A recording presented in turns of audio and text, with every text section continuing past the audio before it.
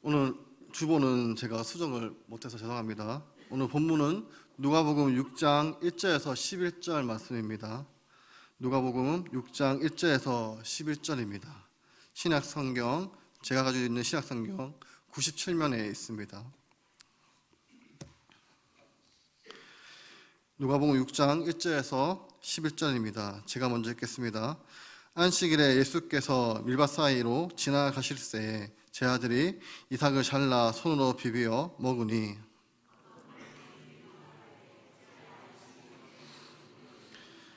예수께서 대답하여 이르시되 다윗이 자기 및 자기와 함께 한 자들이 시장할 때에 한 일을 읽지 못하였느냐.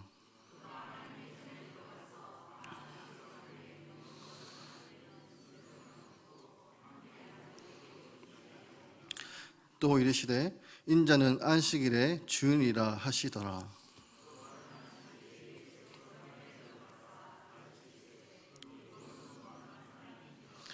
서기관과 바리새인들이 예수를 고발할 증거를 찾으려 하여 안식일에 병을 고치시는가 엿보니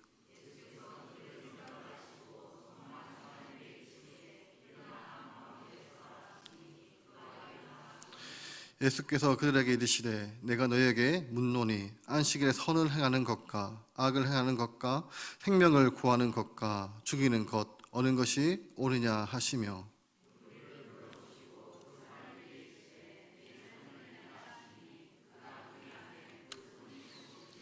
함께 읽겠습니다. 여기가 가득하여 예수를 어떻게 할까 하고 서로 의논하니라. 아멘. 오늘 본문은 저번 주에 살펴본 5장 27절에서 39절에 새 옷과 낡은 옷 그리고 새 포도주는 새 부대에 관한 말씀과 밀접한 관련이 있습니다. 지금 바리새인들은 장로의 전통에 대한 집착과 외식적인 경건은 예수님을 말미암아 철저하게 부정되고 맙니다. 오늘 본문은 이제 보다 적극적인 계명이 주어지는 계기가 이루어지게 되는데 특별히 오늘 본문에서 예수님께서는 하나님이 인간들에게 주신 안식일의 본질과 참된 목적을 깨닫게 하심으로써 본질을 무시하고 외형적 규례와 형식만 중요하게 생각하는 이 바리새인들의 율법주의와 형식주의를 비판하는 말씀입니다. 따라서 오늘 본문은 긴장감이 점점 고조되는 것을 볼 수가 있습니다. 이러한 본문의 단락은 마태복음 12장 1절에서 8절과 마가복음 2장 23절에서 28절로 병행을 이루고 있습니다. 한편 누가는 단독으로 손으로 비비어라는 표현을 사용하여 제 아들이 어떠한 방법으로 서서 이삭을 먹었는지 섬세하게 표현하고 있습니다. 또한 이 표현은 성경 전체를 통해 본문에 단 한 번밖에 나오지 않는 표현으로서 의사로서 누가가 치밀하게 사건을 서술을 하고 있음을 보여주는 장면입니다. 그리고 이러한 제 아들의 행동은 바리새인들과 예수님 사이에 안식일에 대한 치열한 논쟁을 몰고 온 계기가 되었습니다. 이제 2절로 넘어가면 바리새인들이 제 아들의 행위에 대해 비난을 하는 장면이 나옵니다. 이는 단순히 제 아들이 남의 밀 이삭을 잘라 먹는 것이 아니라 안식일에 그들이 밀에 손으로 비벼서 알곡을 먹었다는 데 문제를 삼은 것입니다. 곧 안식일에 금하고 있는 추수를 의미하기 때문에 문제를 삼았다는 것입니다. 그런데 여러분, 예수님의 제 아들의 이 안식일의 곡식에 이삭을 손으로 먹는 행위를 목격한 바리새인들은 바로 그때가 예수님을 공격할 수 있는 기회라고 생각했습니다. 그래서 예수님에게 따지기를 시작합니다. 나아가 그들은 예수님을 책잡을 수 있는 좋은 기회로 삼았다는 것을 알 수가 있습니다. 그러나 여러분, 이삭을 따먹는 사소한 행위는 노동이라고 볼 수가 없습니다. 레위기 23장 22절을 보시면 너희 땅에 곡물을 벨 때에 밭 모퉁이까지 다 베지 말며 떨어지는 것을 줍지 말고 그것을 가난한 자와 거느미는 위하여 남겨두라. 나는 너희의 하나님 여호와이니라. 또 신명기 23장 25절에서는 내 이웃의 곡식밭에 들어갈 때에는 네가 손으로 그 이삭을 따도 되느니라. 그러나 내 이웃의 곡식밭에 낫은 되지 말지니라 라고 말씀하고 있습니다. 여러분, 이렇게 말씀을 볼 때도 문제가 되지 않는 것을 볼 수가 있습니다. 그런데 바리새인들은 이 모세의 율법을 자기 식대로 해석함으로써 지나치게 세분화하여서 안식일에는 30가지 되는 노름을 하지 못하도록 규정을 만들고 있다는 것입니다. 이 규정에 의하면 채소 제사들은 두 가지를 범하는 것입니다. 손으로 이삭을 자르는 행위는 추수 금지 규정을 위반한 것이며, 손으로 비비는 행위는 타작 금지를 규정하는 위반인 것입니다. 그리고 이삭을 껍데기를 입으로 부는 행위는 키질 금지 규정을 위반하는 행위로 간주한 것입니다. 그리고 그들의 규정을 필요 이상으로 너무나도 엄격했으며, 오히려 하나님이 모세에게 주신 율법의 정신을 왜곡하여서 인간의 자연스러운 행동을 규제하는 가혹한 것을 볼 수가 있습니다. 그런데 여기서 우리가 주목해야 하는 것은 예수님과 제 아들이 이 밀 이삭을 비벼 먹어야 할 정도로 가난하였다는 것입니다. 그런데 바리새인들은 어떠한 반응을 보였습니까? 평일날 하면 아무 문제가 되지 않지만 주일날 하면 문제가 된다는 것입니다. 여러분, 이게 유대계 당시의 모습이었다는 것입니다. 지금 제 아들은 굶주려서 지금 길을 가다가 하나님이 정한 테두리에서 이것을 먹고 있는데, 누구도 얼마나 배가 고팠으면 저렇게 했을까라고 생각하지 않고 왜 안식일에 그만 인원 한다고 하느냐 그들은 비난하고 정죄했다는 것입니다. 이때 예수님의 반응이 3절과 4절인데 3절을 보겠습니다. 예수께서 대답하여 이르시되 다윗이 자기 및 자기와 함께한 자들이 시장할 때에 한 일을 잊지 못하였느냐. 이에 예수님께서 다윗의 이야기를 인용하시면서 그 사실을 잊지 못하였느냐라고 반문을 하십니다. 그러나 예수님의 이러한 반문은 바리새인들이 그 이야기를 실제로 몰라서가 하는 것이 아니었습니다. 이는 그들이 그 이야기의 의미와 본질을 깨닫지 못하는 사실을 지적한 것입니다. 당시 바리새인들은 성경을 읽을 때 1.1회까지 신경을 써가며 읽었습니다. 그래서 그들은 모세오경을 각 장마다 실제 글자 수가 몇 자인지, 또 중간에 어떠한 글자가 있는가에 대해서까지 훤히 알고 있었고, 뿐만 아니라 그 내용을 모두 암송할 정도의 실력자들이었습니다. 따라서 이러한 그들이 사무엘상 21장 1절에서 6절에 기록된 다윗의 이야기를 모를 리가 없었습니다. 그들은 예수님과 제자들이 보는 그 자리에서 그 내용을 술술 읽을 정도로 이 실력자 있는 사람들이었습니다. 하지만 불행히도 그들은 율법과 성경의 하나하나를 모두 외울 줄만 알았지 그 내용에 의미하는 바 생각하지 못했다는 것입니다. 또한 그들은 하나님의 율법을 읽고 거기서 덧붙여서 상세한 규정까지 만들어 지키면서도 그 본질과 거기에 담긴 하나님의 의도를 깨닫지는 못했습니다. 그 때문에 그들은 예수님께서 인용하신 다윗의 이야기를 잘 알고 있으면서도 율법의 규정들보다 인간의 생명이 더 귀하다는 사실을 깨닫지 못했다는 것입니다. 그렇다면 성도 여러분, 오늘 우리는 어떻습니까? 오늘날 우리는 당시 유대인과 비교해 그리스도를 향해 계시된 신약 성경을 가지고 있습니다. 그리고 이러한 사실은 우리에게 큰 자랑거리가 아닐 수 없습니다. 뿐만 아니라 우리 주위에 이러한 성경을 풀어놓은 책들, 이를 가르쳐주는 각종 세미나, 부흥회 등으로 넘치고 있습니다. 때문에 이제는 주일학교 아이들조차 성경에 대해서는 모르는 것이 없는 우리들 역시 설교의 본문과 제목만 보고도 그 내용을 짐작할 수 있을 정도로 모두 성경의 박사가 되었습니다. 그런데 날이 갈수록 진정 하나님의 시천자, 증인들이 보기 어려운 이유는 바로 하나님의 말씀의 의미를 읽지 못하고 그 본질을 깨닫지 못하기 때문입니다. 우리는 성경을 읽을 때 바리새인들처럼 글자만 읽고 그 의미를 놓치는 우리를 범해서는 안 됩니다. 우리는 성경의 내용을 많이 아는 것을 자랑하는 것이 아니라 그 뜻을 깨닫고 실천하는 자들이 되기를 소망합니다. 그리고 예수님께서 언급하신 사무엘상 21장의 사건을 살펴보면 다시 사울 때문에 도망가다가 제사장 아히멜렉에 이릅니다. 배가 고파서 먹을 것을 달라고 하자 이 일반적인 빵은 없고 진선병이 있다고 합니다. 선방에는 안식일에 제사장들을 위한 준비된 12개의 빵이 있었습니다. 그 빵들은 안식일마다 바뀝니다. 안식일마다 묵은 떡을 꺼내고 제사장들이 먹게 되었습니다. 레위기 24장 9절입니다. 이 떡은 아론과 그의 자손들에게 돌리고 그들은 그것을 거룩한 곳에 먹을지니 이는 여호와의 하제 중 그에게 돌리는 것으로 지극히 거룩함이니라. 이는 영원한 규례니라. 예수님께서는 다만 제사장 외에는 먹어서는 안 되는 지설병이라고 하셨습니다. 사무엘상 말씀을 보면 다윗은 그것을 달라고 하자 제사장은 그것을 주었습니다. 너희가 여자를 가까이 하지 않고 깨끗하다면 이것을 주겠다고 했습니다.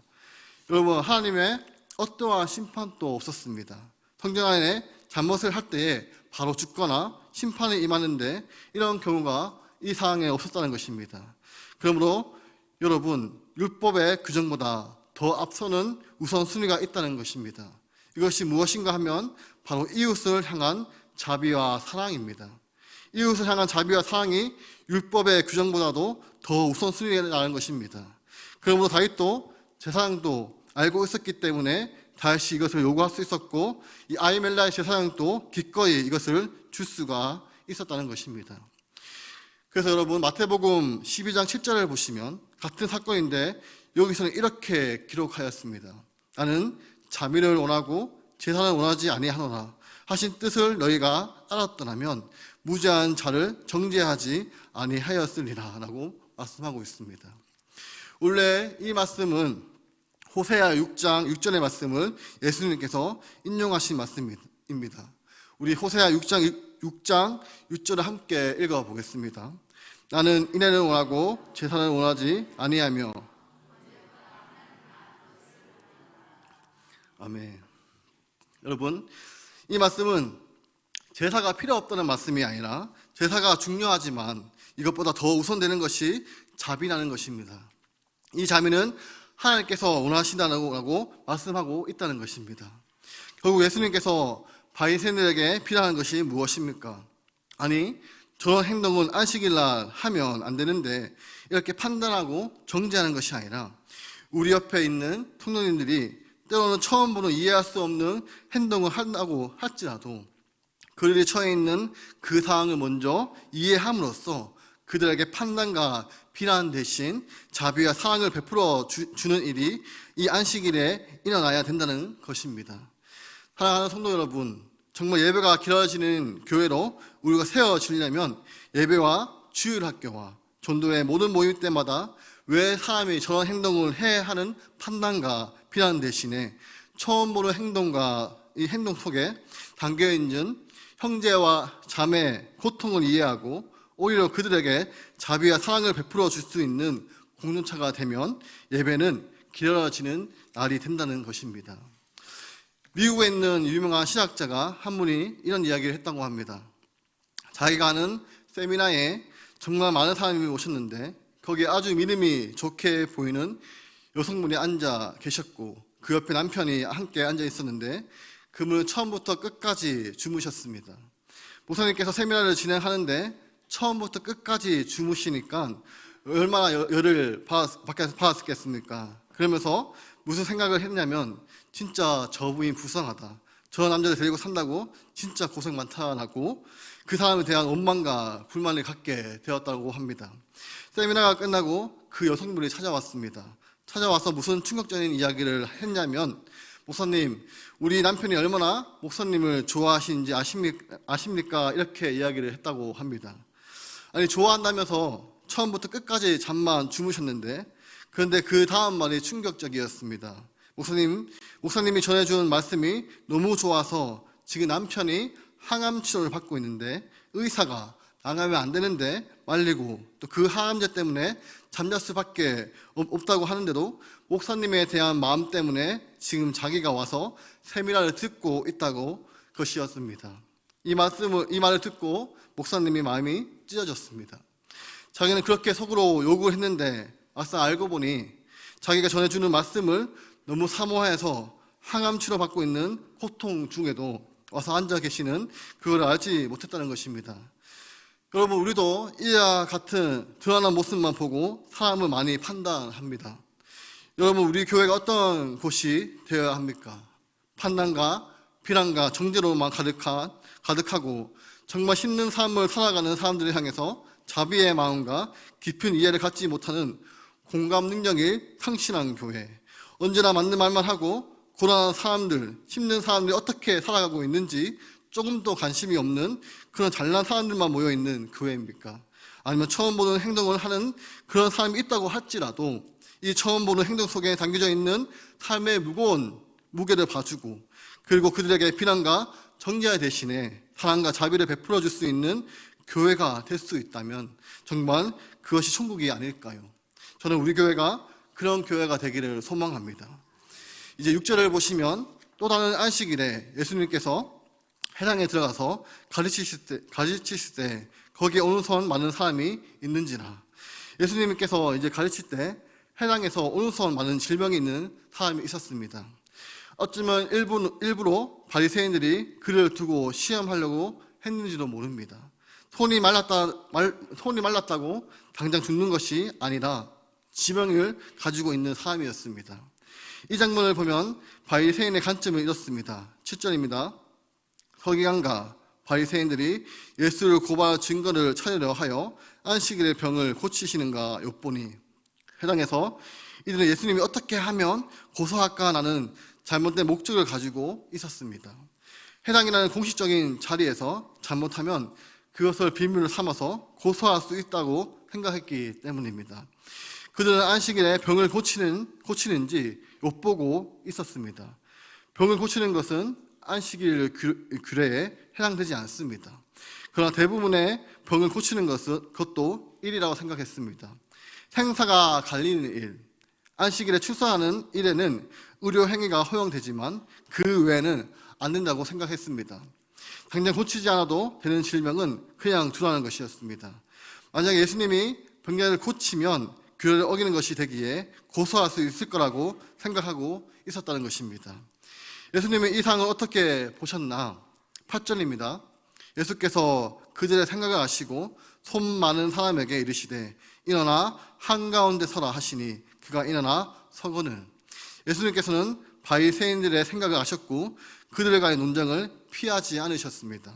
병자의 병이 유정한 것이 아니니까 다음 날에 고치시거나 그날 고치시더라도 나중에 조용히 고치시지 않으셨습니다. 예수님은 바리새인들의 생각을 아시고 그들과 직접 이야기를 하십니다. 9절입니다.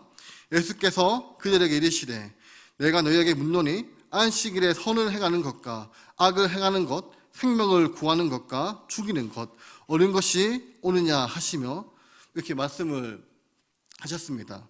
누구도 대답할 수 있는 쉬운 질문입니다. 누구도 악을 행하는 것이 옳다거나 죽이는 것이 옳다고 생각하지 않을 것입니다. 예수님께서 무엇이 옳으냐고 묻고 계시는데 이것은 2절에 바리새인들이 썼던 표현으로서 안식일에 무엇이 허용되느냐고 묻고 계시는 것입니다.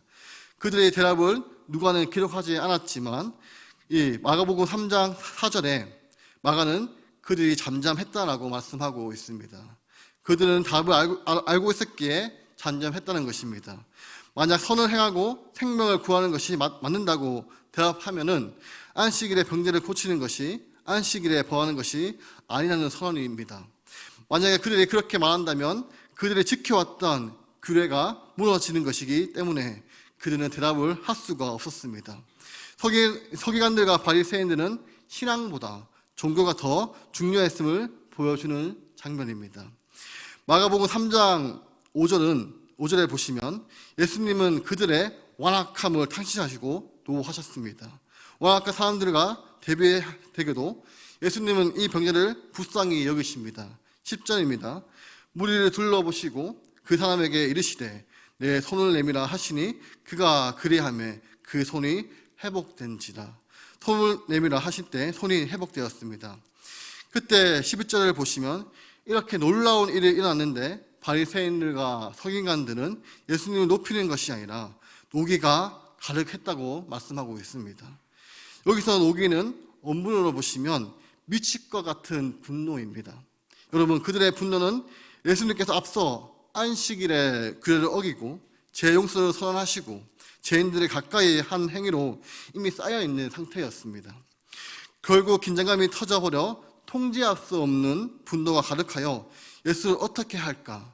여러분, 마태복음과 누가복음에는 예수를 어떻게 하면 죽일까 그들은 서로 일어나게 되었습니다. 여러분, 왜 이 사건이 문제가 되었습니까? 우리 5절을 보시면 앞에 있던 내용과 뒤에 있던 내용을 연결 짓는데, 또 이르시되 인자는 안식일의 주인이라 하시더라. 여러분, 바리새인과 서기관들은 이 사실을 받아들이지 못했습니다. 여러분, 인자는 안식일의 주인이라 원문의 순서를 보면 안식일의 주인은 인자라 이렇게 되어 있습니다. 여러분, 예수님은 인자라고 표현하고 있는데 이 인자는 다니엘 7장 13절에 근거하는 충어입니다. 이 충어는 하나님의 영광과 재용서의 권위를 주장할 때 사용됩니다. 즉 하나님의 심판과 구원을 행하는 자, 이 분이 누구냐? 인자라는 것입니다. 그러므로 예수님께서는 안식일의 주인은 인자라고 하셨습니다. 여러분, 십계명보다 먼저 있었던 계명이 하나 있습니다. 바로 그게 안식일 계명입니다.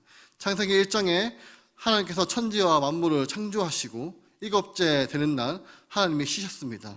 그리고 그날을 거룩하게 하셨습니다.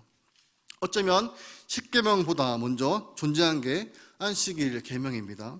그러면 안식일을 처음 정하시고 안식일 계명을 주신 분은 하나님이십니다.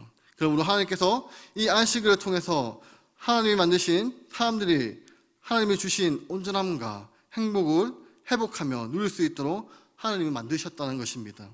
그래서 그렇게 회복된 몸으로 다시금 일주일을 감당할 수 있도록 만들어 주셨습니다.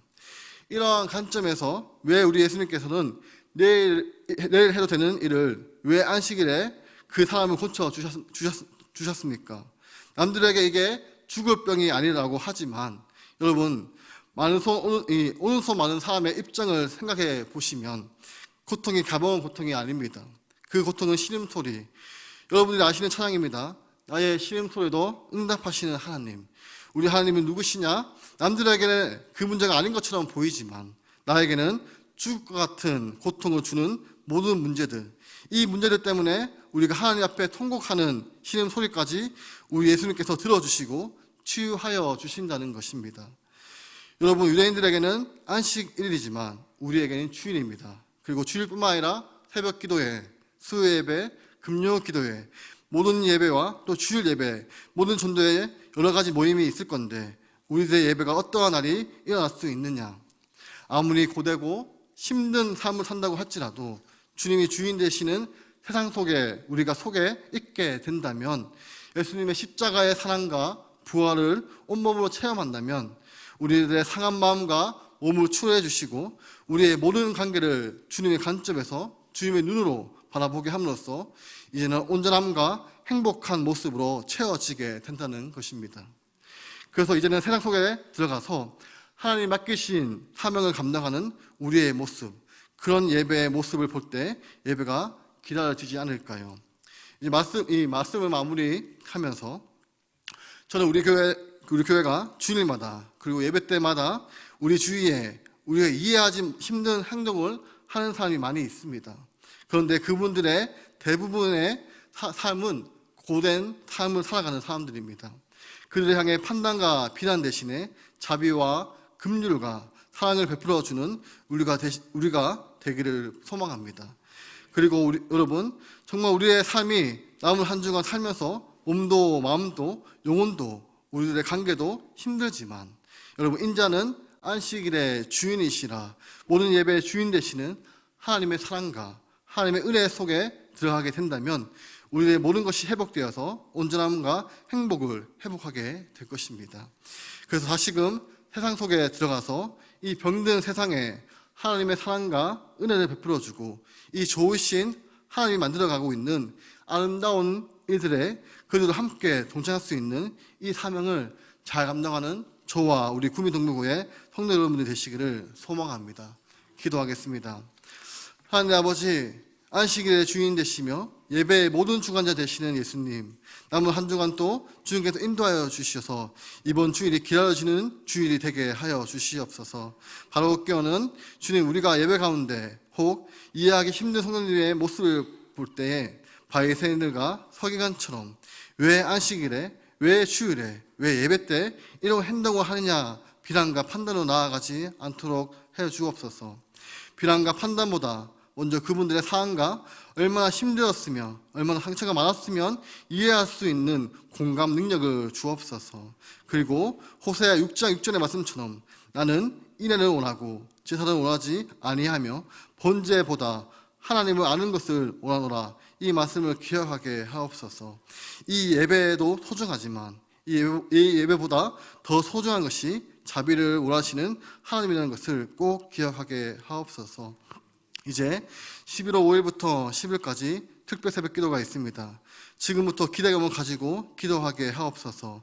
담임 목사님에게 영육간의 건강을 주셔서 무사히 특별 새벽 기도를 인도하여 주옵시고 악한 마귀가 방해하지 못하도록 예수님께서 보호하여 주옵소서.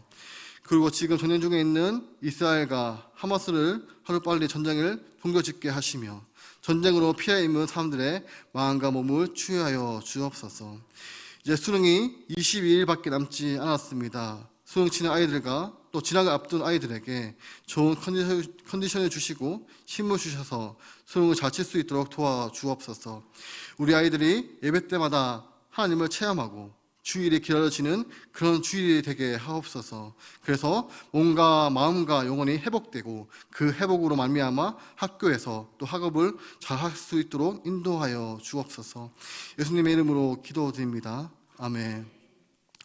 이제는 주 예수 그리스도의 은혜와 하나님의 사랑하심과 성령님의 교통하심이 인자는 안식일의 주인 되시는 예수님을 믿고 나아가는 우리 구미동부교회 성도 위에 영원토록 함께 있을지어다. 아멘.